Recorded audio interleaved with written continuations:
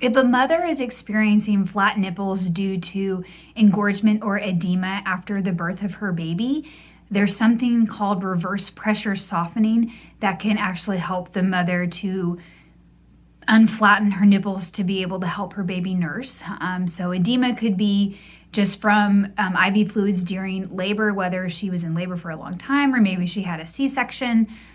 She could have extra fluid retention, and that could obviously go to her breast. Or if mother has naturally occurring engorgement after baby's born, postpartum, say day 3, 4, or 5, when her milk comes to volume, that could also cause her nipple to flatten out. So what the mother would do is called reverse pressure softening. So this is my breast model.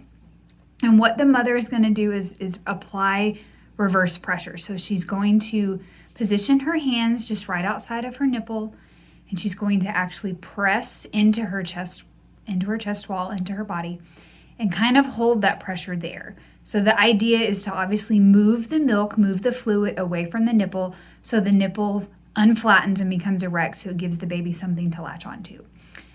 So this is one way she could do that, and then she would want to move around her breast if she's doing it. Another way she could do it is if she has her fingers and she's up this way and she's pushing backwards or pushing into her chest wall to move that fluid. Or if someone else is helping her, they could use their thumbs and press, or they could use their fingers as well to press.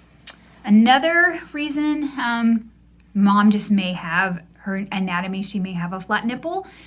Usually in those cases, we encourage mothers to try to have baby latch without a nipple shield, but if they're, they can use a nipple shield. But the most common reason a nipple shield is used is with premature babies that are moving either from tube feeding or bottle feeding to the breast.